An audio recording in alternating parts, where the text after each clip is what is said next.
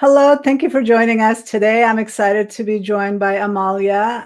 Let me introduce her really quickly before I bring her on. Amalia Tagakchen is a licensed clinical social worker practicing for close to 10 years. She has worked with various populations, including adults, children's, families, and couples with various settings of outpatient, residential, school-based, and currently within a group private practice. Fluent in Armenian, Amalia has taken a special interest in supporting people through a multicultural lens in hopes to continue to break cultural barriers and stigma that surround mental health.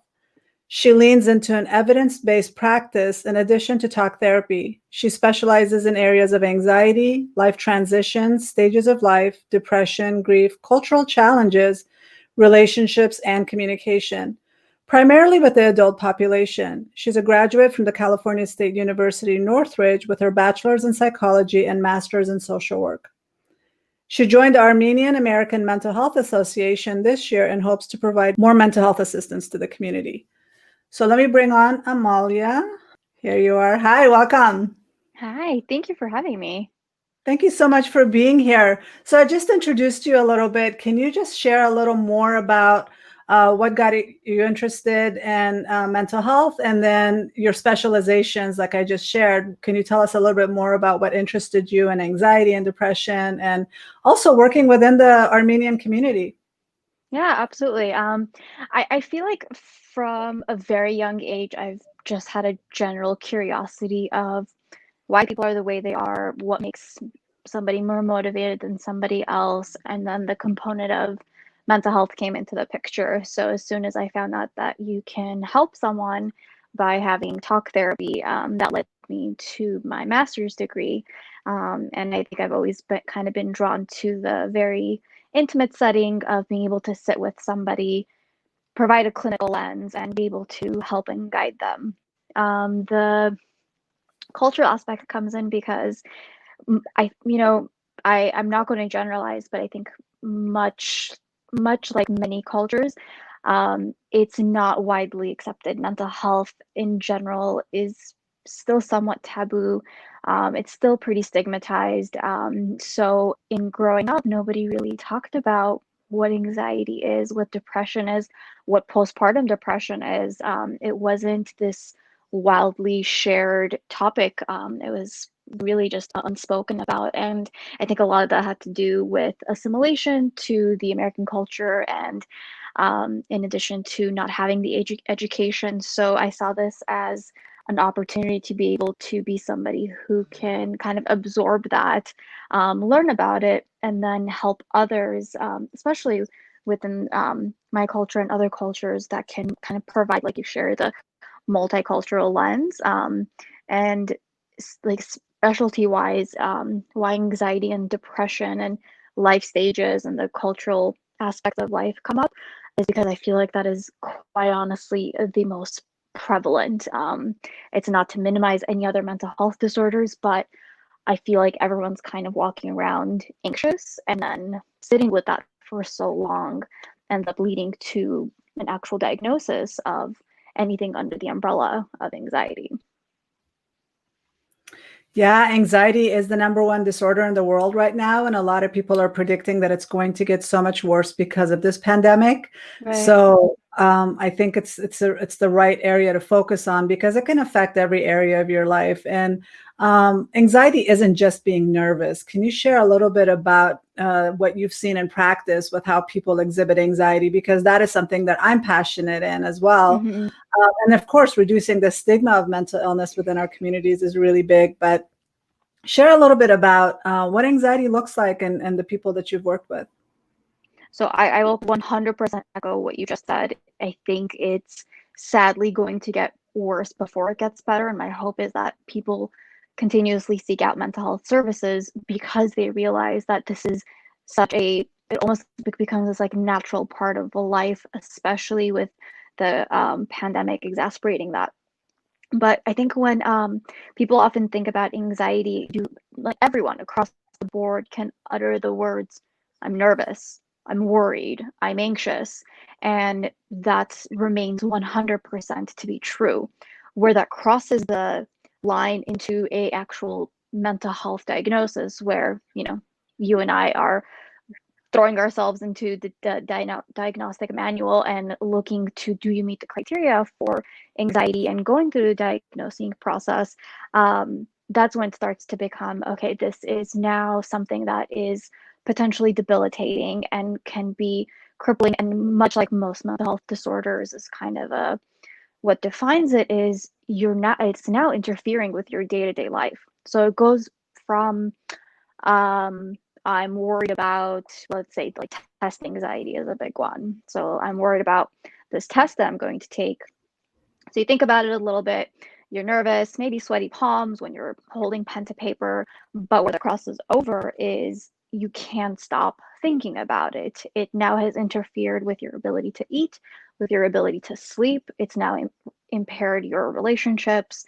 It is this persistent, pervasive, perpetual, ongoing worry and fear, that crosses the line from I'm just anxious, which tends to be short term, it's reality based, to something that is diagnosable and is now something that could be based off of a perceived threat, not something that maybe you can necessarily pinpoint to something in reality.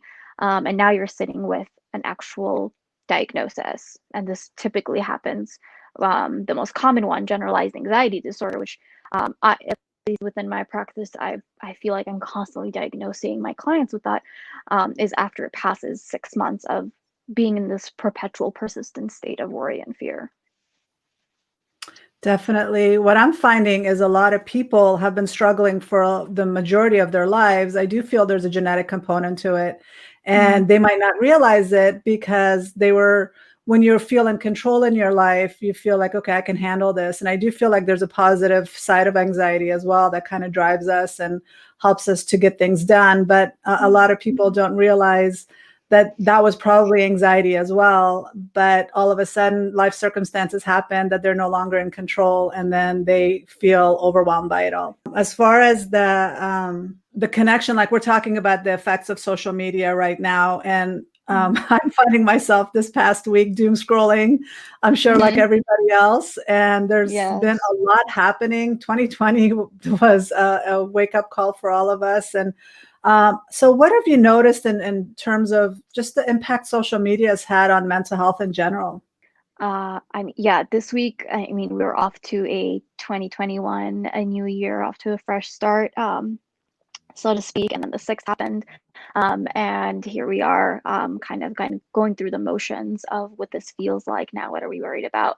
So, like you mentioned, with doom scrolling, it's not, it's potentially harmful, but you can't get yourself to stop. So you're seeing, let's say, one image of violence after another, and you it sometimes subconsciously, don't know that it's impacting you and don't know the type of effects that it's having, but lo and behold, it's exacerbating anxiety, and now we're constantly in this state of worry and fear, and it can go from like a macro level, from what's going to happen to our country, to specifically speaking for this week, to on a micro level, how it's impacting us individually. So now we're in this perpetual, cycle of worry, and it came from images on our screen, images on our phones, on our iPads, on our laptop, even merely reading a tweet and internalizing that almost. And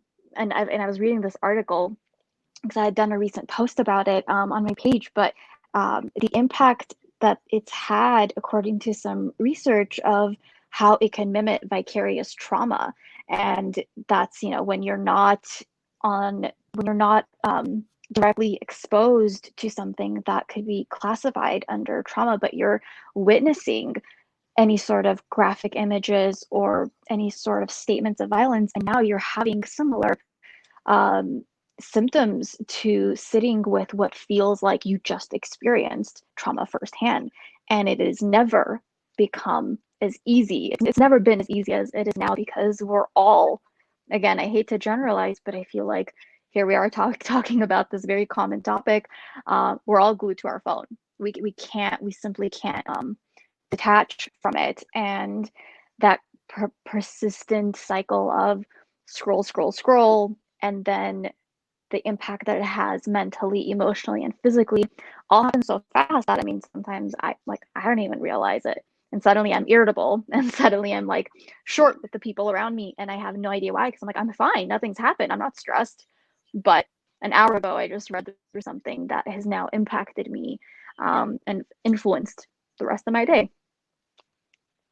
Exactly. I mean, that's I pride myself on not watching the news, and but yet I am scrolling on social media, and even if I don't Mm-hmm. watch the news Right. on TV, I'm getting a lot of images sent through my social media. I'm getting a lot of videos that I might not have necessarily wanted to be exposed to. And like you said, we are at risk for being vicariously traumatized. I mean, this has been proven during the Iraq War. This has been proven during 9/11 that a Mm-hmm. lot of people ended up having symptoms of postpartum depression, post-traumatic stress disorder, post-traumatic stress Yeah. disorder, because they were just watching these images, and a lot of kids were exposed to TV images of the war and the gory scenes that they were seeing. And so, but now we're doing it through social Mm-hmm. media. What, for people that struggle with depression and anxiety, what symptoms should they be looking for? And then also, if you can touch on the addiction aspect of social media as well. Yeah, let me start with your second question. So we'll start with breaking down dopamine for a second, because dopamine is our it's the reward center. It's the reward chemical in our brain, and it's similar to when we, let's say, take a bite of chocolate and we're immediately feeling the rewards of that. We are now experiencing almost the same thing when we get a, let's say, a like, or a thumbs up, or a comment, or a follow, and it now it echoes that same type of increase in dopamine, and now you're feeling that sense of reward, and now you're going back for more, and suddenly you're finding yourself like we mentioned before, like you can't let go of your phone, because it's this perpetual feeling of, I want to know what's going on, I just got to follow, let me see who it is. But then what happens with like the mental health aspect of it, what happens with the anxiety is, if for 1 second, and this is a term that, I mean, definitely not a clinical term, but one that everyone is familiar with, FOMO, of like the fear of missing out. So you don't check something immediately, a notification, and now comes the anxiety part of it, of where, did I miss something? Is there something I'm not a part of? And when we're looking at like the symptoms of it, so now you have these like racing thoughts of, is there something I missed out on? Is there something I'm not a part of? Merely because you didn't check immediately what your notification was. So we have this ongoing cycle of, okay, so now you're thinking about it, and then it's the only thing you can focus on. So now your inability to focus on anything else kicks in. Let's say you had tasks and lists and things to do, but the sheer idea of, I need to see what so and so commented on a picture, or whatever the case may be, now becomes your primal focus for the day. It's all you can think about. It could potentially lead to feeling like almost like on edge, feeling irritable, feeling sad. And then what happens, kind of in a case that we don't realize, is it's incredibly isolating. If you didn't check that notification, if you didn't reply back, if you don't know what's going on for 15 minutes, and you're used to knowing what's going on within like an hour, I mean, within like a minute, you now feel isolated from, quote unquote, all these social connections that you've made, which becomes this incredibly isolating process, because you're now not in the, quote unquote, in the know. There's this fear of missing out. So it definitely can lead to a lot of sadness, a lot of isolation, a lot of irritability, lack of sleep, because why sleep when you can continuously be up to date on what's going on in either the world or your friend's life? Happens all the time, right?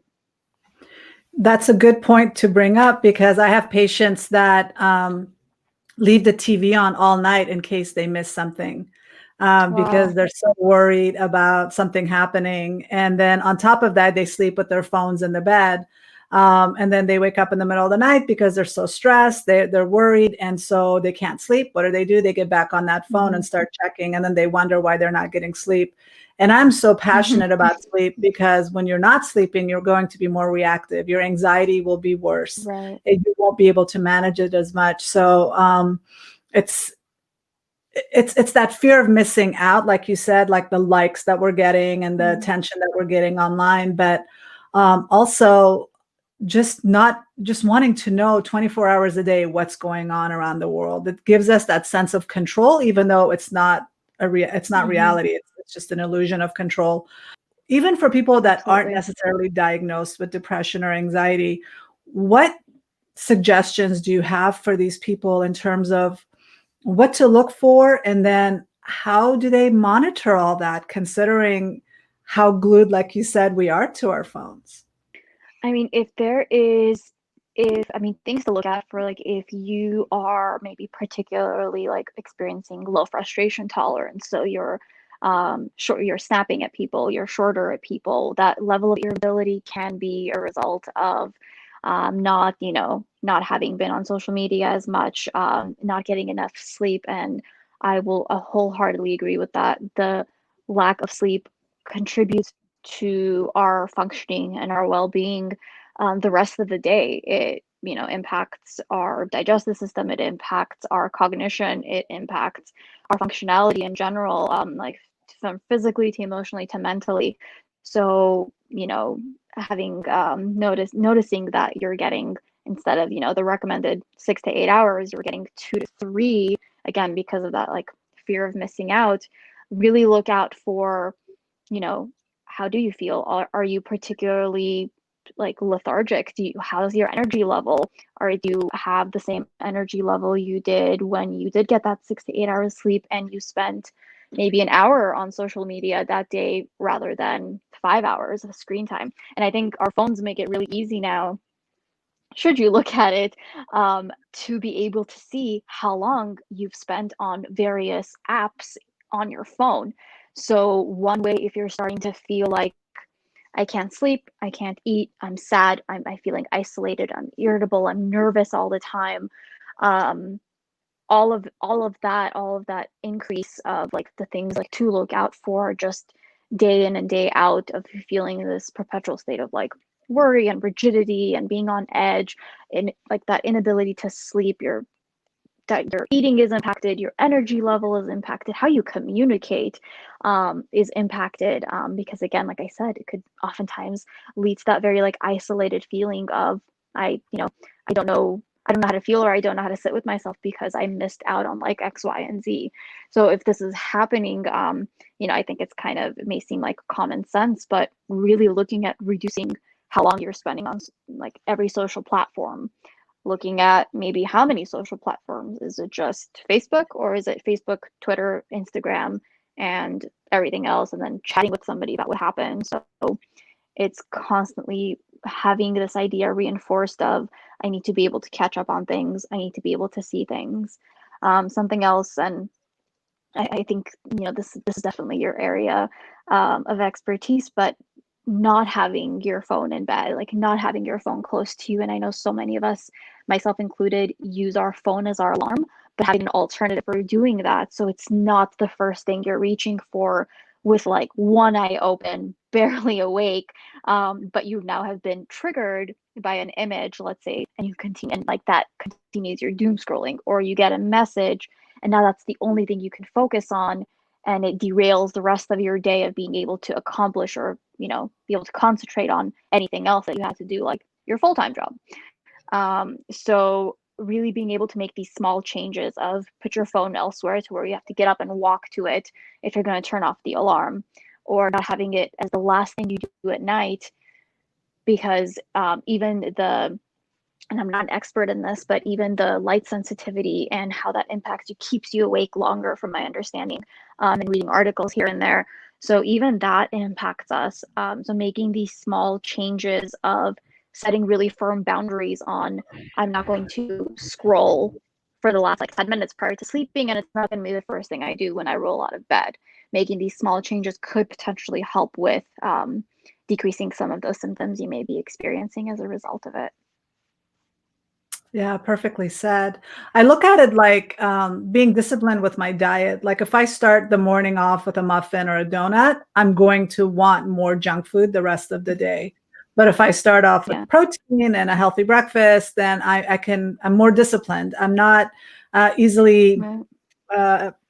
craving things or falling victim to my cravings because I have more discipline and I'm more in control.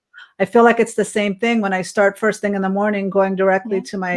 to my phone and checking social media. I'm going to be more. I'm going to want more, the same way that I want more sugar when I start my breakfast with sugar, right? Yeah, Um, exactly. yeah, and then also I'm noticing, like I said, I can be proud of the fact that I don't really watch the news, but then I'm like being blasted with Mm. other people's posts on social media. It is seeping through me. I'm finding myself dreaming about it. I'm finding myself being more restless at night. I'm finding myself having nightmares. So we're not even realizing how the stuff is affecting us and how it seeps in, and we're not consciously aware of it. So those are all the negative things related to social media, and I know we all could do better. For me, the phone has to be in the kitchen. I don't take my phone in the bedroom. I do have a battery operated little alarm That's clock that I impressive. use. Yeah, I just can't take it because the temptation is too great, and so I don't want to put Absolutely. myself through that. But I know there's also positive ways to use social media. I know for me, as a business owner, I want to use social media instead of just being on social media. So, is there a way for the average person that might not necessarily use social media for business? How can they use it in a way that's responsible? And can limits be set? I think I mean, I feel like it's the constant struggle for most people, because, and social platforms know what they're doing to have this engagement take place where everything is very alluring and everything feels very time sensitive. So I think it is a matter of kind of what you said, like if you can find a realistic way to be disciplined with your diet or with your like exercise regime, like if same rules apply to social media and it doesn't feel that way just because it's so readily accessible, but being able to implement those same type of rules, really to enforce it and create habits.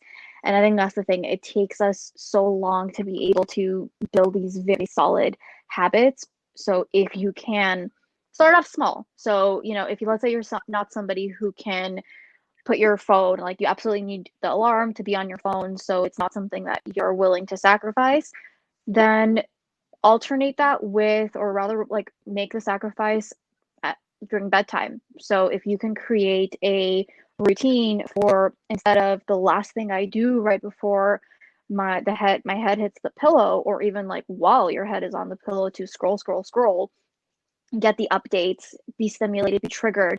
And instead of doing that, maybe pick up a journal, maybe write down the thoughts of like how you felt that day.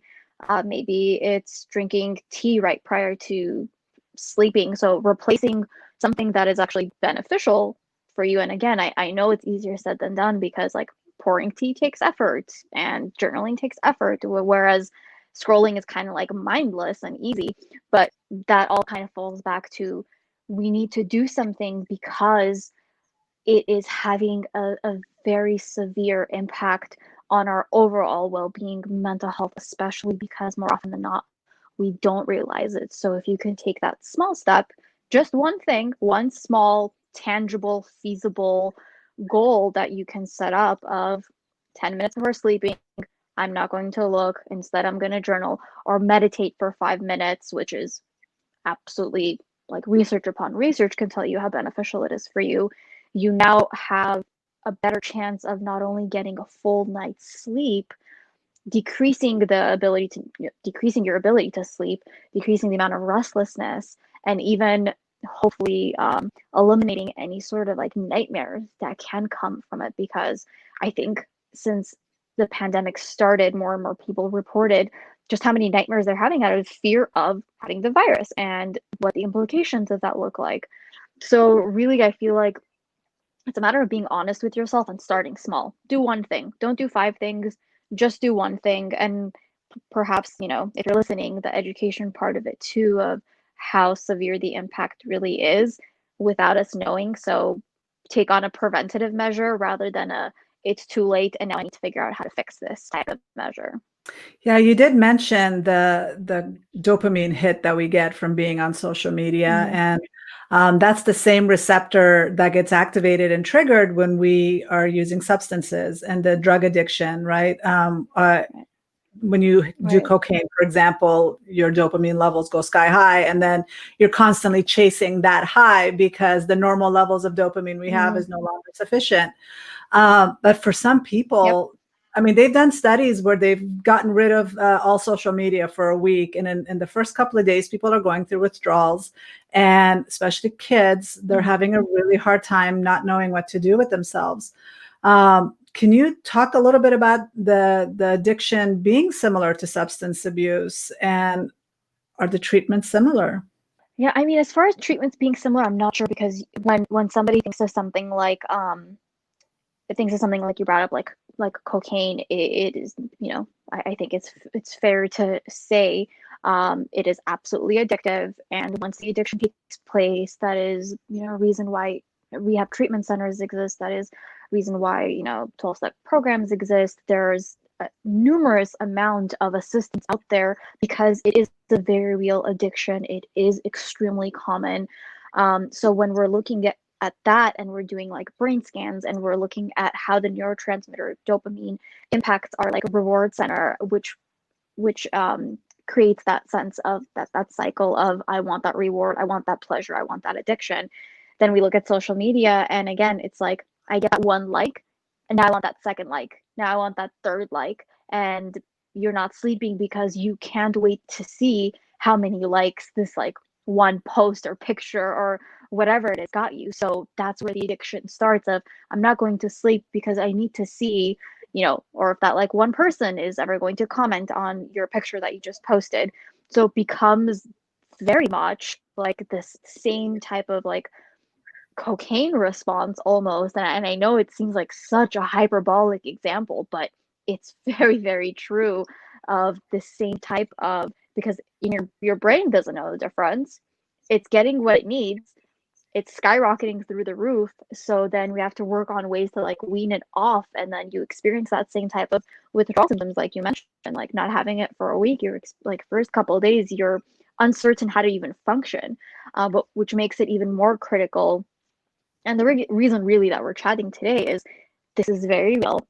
It's very problematic. We should take steps to have the preventative measures take place before it gets worse. And it feels like the only thing we can do is walk around incapable of upholding like our other responsibilities. And all we're capable of doing is being glued to our phones all day long. It really starts to have this strong impact. I think some people even see it as like a security blanket. If you don't have your phone on you, something's missing. You like I've heard people say like you almost feel like naked when you don't have your phone on you. It's become such an important part of your identity that once it's gone missing, you kind of don't even know how to function. Like I'm sure you could attest to this, like when people go to restaurants or well, pre-COVID, but when people go to restaurants or you're somewhere where maybe you don't know a lot of people, what's the first thing you do? You reach for your phone, you start scrolling. It's not your security blanket. So it makes it even kind of harder to let go of this habit that we've built of being addicted to our phones and addicted to social media. But again, if you're listening and you're taking anything away from this, is it impacts us before we even know it. So to be able to look out for what your energy level looks like and what your mood looks like, what your relationships look like, are they being impaired by the fact that it's become such a difficulty for you to not be on social media as a result? Yeah, definitely. I know you mentioned a couple of things as far as that we can do before bed, like maybe meditation or journaling or even reading a Mm-hmm. book. I don't even like Yeah. digital books. I like the actual physical book that I Mhm. can read before bed. So what are some suggestions? Not just, I mean, you can say add more for before bed, but also what are some things that we can do during the day to um, structure our time better and not be so connected the entire day? Mhm. Just whatever suggestions that either you've helped your patients with or some suggestions that you can help the audience with. I think the fact that a majority, not everyone certainly, but a majority of people are home right now gives us a lot more idle time. So we have somewhat lost our sense of structure and routine. And I know, we're becoming accustomed to the quote unquote new norm. So with that, we're trying to adapt and assimilate to what our days look like. More clients than ever have been reporting that they're working now more than ever because there doesn't seem to be a beginning and an end to their workday. Whereas when they used to drive to work and come back home, there was a very definitive, I'm done with my day. I can now engage with my family or pick up that book that I've been waiting to read, so on and so forth. So I think something that could be helpful in being able to address it during the day is by creating a sense of structure that you can abide by. And again, I know it's difficult, and myself also, I'm going to group myself into this. It does become a little bit easier to fall into these maladaptive habits that increase our anxiety by being on social media so much. But if you can plan out your day to where it feels like, maybe what it used to feel like at work, maybe you didn't have as much time to be on your phone because your attention was required to be engaged in, let's say, a meeting, or engaged in, if you're, let's say like professors, like now, like one of my friends specifically, she's teaching via Zoom. Before, she had to completely be away from her phone and kind of look at it until the end of the day, but now she has to be on screen and she's replying to things that students are asking her on her phone, so it almost becomes impossible to detach ourselves from it. But again, like being able to have a sense of creating some sort of structure, creating some sort of routine to where it's 6 p.m. Now you're off work. Now you could decompress. And if for you, decompressing is, I just want to hop on my phone and catch up with things that are happening in the news, or catch up with how my friends or family are doing, then do that, rather than, let's say you're going meeting to meeting, 10 a.m. to 12, and then 1 p.m. to 2, you've now just used that one break that you had that potentially could have been used for, nourishing your body with good food, with healthy food, or, let's say even calling a family member to connect with them in a way that's, a little bit healthier. But now you're finding yourself scrolling for an hour. So back to what we talked about before, try to have a semblance of a structure and a routine that doesn't hinge completely on your ability to scroll. It's far too accessible. So decreasing that accessibility and replacing it with something that's healthier. If, let's say, you happen to have a meeting get canceled, instead of being on the phone for 2 hours, maybe try that meditation, that exercise that you've been wanting to do, especially since we've entered a new year. We're all kind of hoping to get into this cycle of new habits and bettering ourselves. So instead of, mindlessly scrolling, potentially doom scrolling, being able to, let's say, go out for a walk, even. I think we're, for those of us who live in areas that are getting maybe more vitamin D than not, like you can go outside for that small window of time, go for a 5-10 minute walk. That is going to be a lot more beneficial than looking at pictures of what it looks like outside and not walking, and instead you're on your couch looking at what it looks like outside. So really being able to implement and structure your days in a way where it's not as accessible, and you're replacing the habit of scrolling with something that is actually good for you. You brought up a good point, and that we're looking at other people's lives and looking at all the Mm-hmm. fun places they've been, and look at their stories on their walk in the sunshine or the beach. Mm-hmm. But we don't do that ourselves. And I think that's one of the biggest concerns I have with social media is we're constantly comparing our unedited life to somebody else's Right. perfected, filtered life. And so we feel like we're missing out. Our life is so boring compared to that. And Right. We just don't feel like we have any value to our lives because of what we're consuming passively, not realizing how that's shaping our perception about the world, about Mhm. ourselves, about our lives.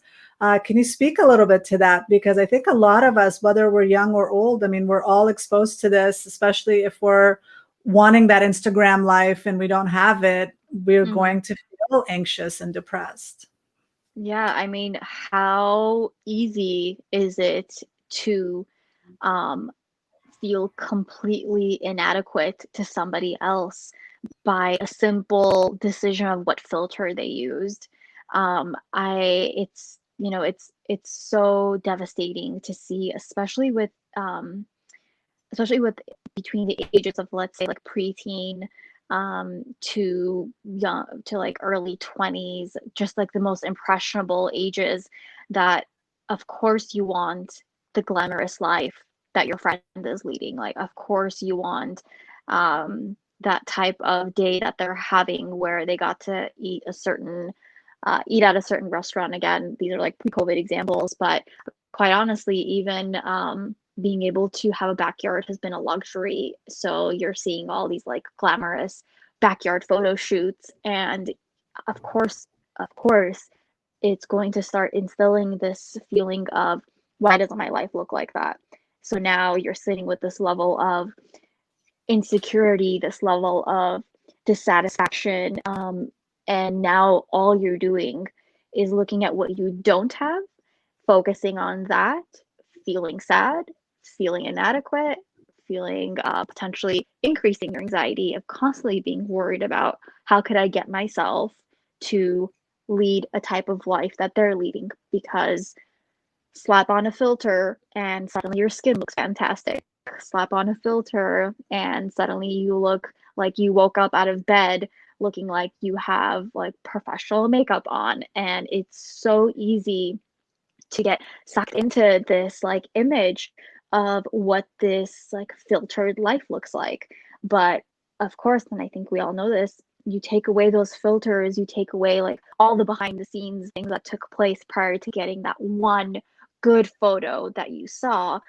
But no one really realized that, because we're all too susceptible to the instant gratification of, I'm going to see what I see, internalize that, and now you're sitting with all of these thoughts of, again, really feeling a complete dissatisfaction and potentially even like insecure about, why can't I do the things that X, Y, and Z are doing? Why can't my life look like that?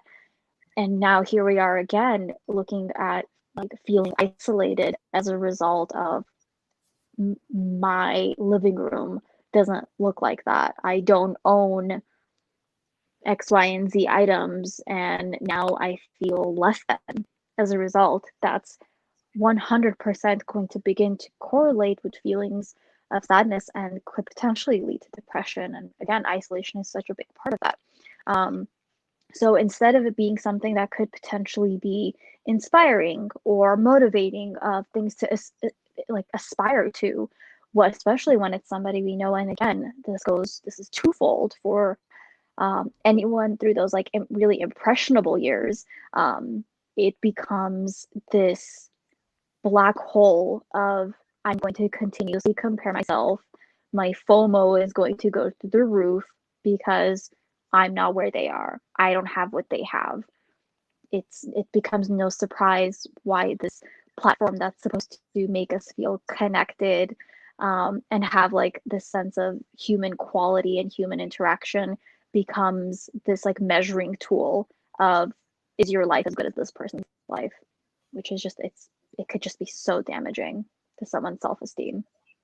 It's very dangerous. I just recently read that a lot of people are asking for plastic surgeons to give them their filtered images.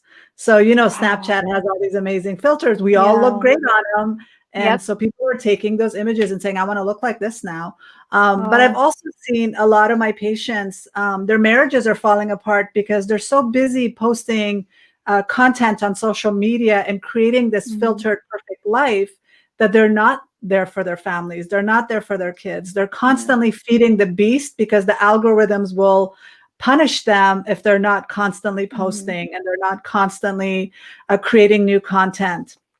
And so that's where the addiction can come too, especially if you are using it for business, and you're getting recognition, and you're becoming like a mini celebrity. So people are getting hooked Right. on that as well. So that is very dangerous. Like you said, there are people that feel so much less than because their life doesn't look like that, and then people are going under the knife to make themselves look like this filtered image that no human can possibly look like without those Right. filters, right?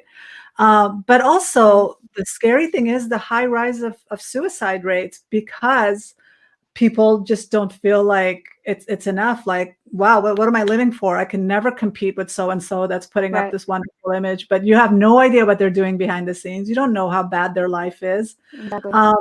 Have you experienced any of that in Exactly. practice? Yeah, no Seeing one that? takes Oh, absolutely. I mean, no one takes the time to ask you what your day was like, or did you have a fight with, your husband or wife? Did you have, was your child screaming bloody murder prior to that, like, adorable picture of you and your kiddo, all smiles and perfectly, like, dressed to the T? And I think this happened a lot around the holidays where everything looks so prim and proper and everyone had their mini photo shoots at home, but you have no idea what happened behind the scenes of, like, you know, could their child be potentially struggling with a mental health disorder themselves, but all you're seeing is this really adorable picture by the tree. Like, well, look at what a happy child that is. Look at what a wonderful life they're giving them. They're able to get a tree and so on and so forth. So automatically those thoughts of comparison, those thoughts of inadequacy, those thoughts of dissatisfaction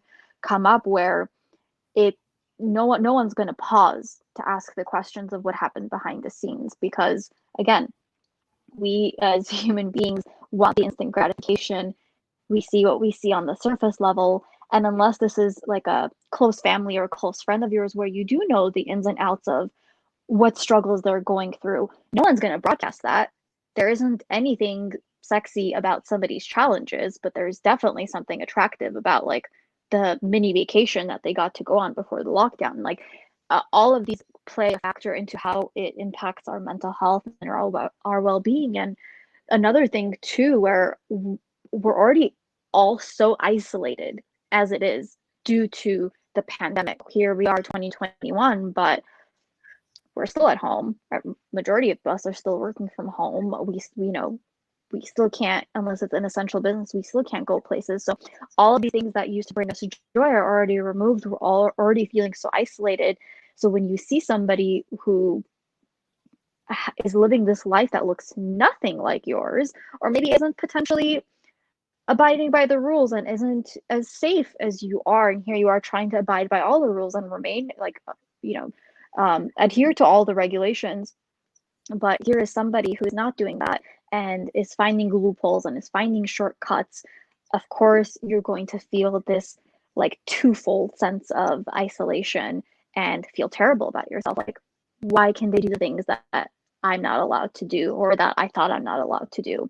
So it becomes this, like, terrible, damaging cycle to our psyche and to our self-esteem and to our self-worth. So it really digs deep, and it happens so fast that we don't even realize what's happening. So I mean, I'm so appreciative that this is the topic that we're talking about, because I don't know a single person who isn't impacted by the effects of social media. You're right. I mean, my daughter was just recently getting really angry with everything getting locked down again, and then seeing certain family members or friends just posting about how they're constantly going to restaurants and constantly doing things they're not supposed to. And then she's like, we're sitting here following the rules, not doing anything. Our life has basically been put on pause, but everybody else is having their parties and their vacations. And it feels unfair. And posting that is actually affecting people's relationships and creating a lot of anger and rage. But my biggest lesson was following this one huge social media celebrity, and just falling in love with her family and the pictures that she was posting and how happy they looked, and how her and her husband had this podcast every week that they would sit here and talk about how great their marriage is. And he writes a book, she writes a book, they make a ton of money. And then a couple of weeks later, they announce, we're splitting up, we're no longer compatible. And it's just like, what? And Wow. social media lost it. They were so angry at them for fooling Mhm. us. And we're all victim to all this because Yeah.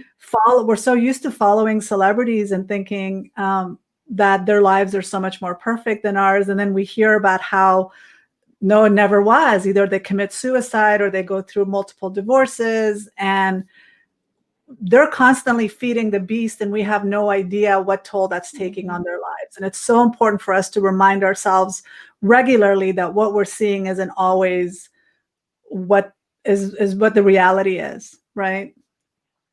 Yeah, we're only going to see the highlight reel. Again, there's nothing attractive about seeing somebody's struggle, about seeing somebody like prime example since you brought up kind of like following a celebrity couple when the news came out about Kim and Kanye and them potentially, coming out of like hiding. They've been kind of, I feel like, under wraps for a little bit off the grid, and then they're back on the grid, and things are leading to divorce. Well, we have no idea, let's say, how long they've spent in couples therapy trying to work on everything, or the fact that he has a very real mental health diagnosis, but no one really wants to talk about that. It's more so the glamorous parts of like, I wonder how much money is going to be split between the two, and who's going to get what, and how are their kids. And so, like, no one's asking the big questions, and no one knows how hard these two have tried. My guess, just in seeing couples in couples therapy, watching the work they do in a 50-minute session once a week with me, let alone when they're off the grid, their entire life is in front of the camera. Who knows what they've done? But all we see suddenly is a picture of what they used to look like, and now they're angry, and everyone's talking about their fiscal matters, and no one has a clue about what happened behind the scenes. All we're going to constantly see is the glamorized full set of makeup, full team of wardrobe, and that's all we're going to get, and that's all we're going to focus on. Exactly. But at the same time, I mean, I've been addicted to The Crown recently and watching everything about watching that and then watching everything about the Windsors. I feel like it's because it's like a longitudinal study for me. Like it's a real good Yeah. classic, like like you see where the king was and then the grandkids and Uh-huh. how it's affecting them. But like when you hear when we were so used to watching celebrities, like even Princess Diana, it's like, oh, people didn't really have any sympathy for her because they're like, well, she's using the media to further her own cause and she's benefiting from all the attention. And so as devastating as her death was, it's just a lot of people just chalked it up to, well, this is what you get for kind of putting yourself out there. But unfortunately now, regular people like you and me are caught up in that kind of speculation. We're putting our lives out there and Yeah. we're creating the sense of this image of celebrity in other people's minds, even though we're not at that level by any means. But we're Mhm. opening up our lives for being criticized, for being judged, for the negative comments, Mhm. for being held up to a different standard. Um, just any thoughts you have on that, because I just feel like that's a very dangerous area that we're all heading into without really realizing what we're doing. So I started my therapy page not too long ago, and it's a little mental health page with the intention of helping others and bringing mental health to the forefront, removing the stigma, really just normalizing mental health. And then in kind of like going through the motions of it, seeing when, let's say, somebody, and you can't help but do this when you're just starting out, and again, when you kind of have the intention of like, I just want to help people and connect and so on and so forth, and bring mental health to the forefront to educate others. Really watching like when somebody does and doesn't support you, when somebody does and doesn't like something or doesn't like something. If you pay too much attention to that, it could be potentially damaging, because you're suddenly getting your validation from outside sources, from complete strangers, from people that you don't know. And if you're doing anything like running a podcast, having a Twitter page, having a Facebook page, creating anything that is going to invite a sense like unsolicited opinions, which when you are public, and like you said, like you and I, especially in the mental health field, which isn't this like glamorous thing to begin with, but it is still something where you're putting yourself out there. You're going to have opinions, again, especially the unsolicited ones. And if that becomes the focal point of what do people think of me, how many supporters, quote unquote followers do I have, how many likes do I have on something compared to what I had the other day, and then even putting your face out there, you're constantly going to get either the approval or the disapproval. And if that becomes the centralized focal point of who you are, your identity, your well-being, your worth, if you let that become the only thing that defines you, absolutely, it is going to damage your well-being and make it more, you're going to be more vulnerable to any sort of mental health issues that come up, and anxiety and depression just being the two of those. Well, we lose sense of reality. I used to have a friend that started out just putting herself out there, and she's very talented. She's great at what she does. But I remember this was 10 years ago. I remember telling her, I was like, you really need to stop putting private pictures of your husband and of your life. And she was putting all these bikini shots, and she's like, I know what I'm doing. And I guess she did know what she was doing, because now she has over 2 million followers, and she's made a ton of money. And it's like Kim Kardashian got started with a sex tape. And so a lot of people are now feeling like they're competing with that.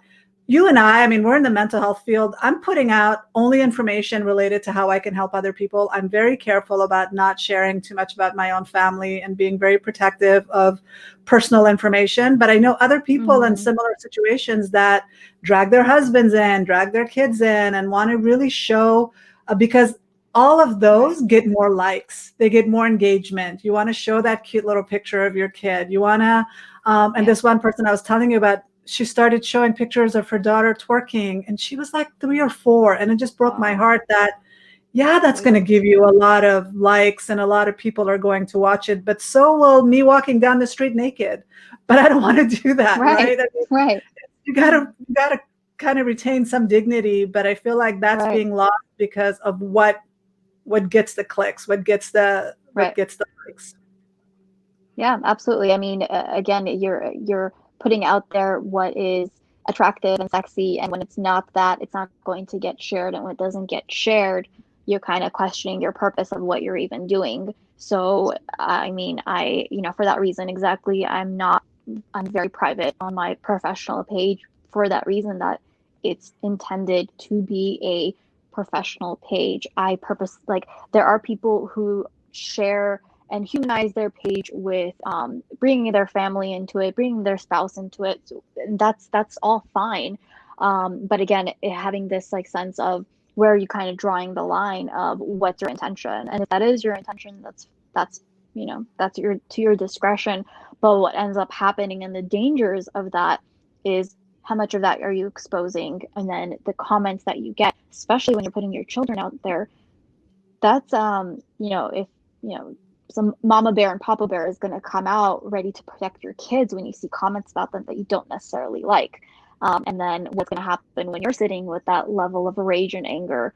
Are you going to take that out on your kid? You're probably going to take that out on the person who is closest to you, probably your family members. So this cycle that happens that you don't even realize of, I don't like what I just saw. Now I'm angry. Now I'm anxious. Now I'm frustrated. What am I going to do with that? Unless you have amazing coping skills, chances are it's going to hurt you in some way, and to some degree. It doesn't always have to be severe, but on some level it's going to be damaging to you, especially when it's about your kid. Exactly. I just feel like we need to, I'm sure this conversation can go on for a long time, because there's so many angles and directions I could go with this. And it's such a concern. It's such an issue. I mean, I have a 15-year-old, and I'm concerned about what role modeling I'm doing for her and how she's going to use social media in the future. So it's really important for us to be mindful and be more mindful and intentional about what we're putting out there, what we're exposing ourselves to. And just setting limits, create that time to just shut everything off and go off, take a hike, go take a nice long walk, be outside in the sunshine, be mindful, look at the trees, look at the little birds, and just bring yourself back in your body, instead of constantly wondering, I wonder who posted, or I wonder how many likes I have. Because we know it's not just about how many likes we get, but social media companies are manipulating us by withholding the likes and making us constantly check and log in, just so that we were constantly using their platform. and they release it at their discretion to give us that dopamine hit when they realize that we need it. So Right. just being more mindful, it's super important. And I really appreciate you joining me today and having this discussion, because I feel Absolutely. like it's a conversation we need to continue to have. Absolutely. And I think you used the perfect word of being really intentional. So if your intention is, defined a certain way, lead with that, and do it in a way where it's not going to be potentially harmful to you, your well-being, and your mental health. Exactly. So tell us where people can find you now that I know you're on social media, but I know we're talking about social media, and I know you're out there trying to educate and reduce the stigma. So where can people find you and reach you if they need to? So I'm currently within a group private practice. You could reach me via email, and I can include that later, or you can find me on Instagram and message me. I'm pretty responsive. It's Amalia Talks Therapy, and there's a underscore between each word. It's Amalia underscore talks underscore therapy. You can find me there. I try to stay actively posting content again for psychoeducational purposes. It definitely does not substitute for therapy by any means. It is, Instagram is definitely not therapy, but I can be contacted through my messages. And hopefully, there's some content there that could be beneficial for kind of any area of mental health. Yeah, I don't think you need to share your email address, just the social media, as if they wanted to follow you and they wanted to learn more about your work and the content that you're sharing. But I will link all of that in the show notes of this podcast as Thank well, you. so if they need to find you. But I really appreciate this conversation. I appreciate you taking the time and being here and joining us and adding to this very important discussion. Yeah, thank you. It's honestly, it's my pleasure. I was really excited to do this, and I think it's a crucial topic, one that every single person can relate to. So thank you so much for having me as your guest.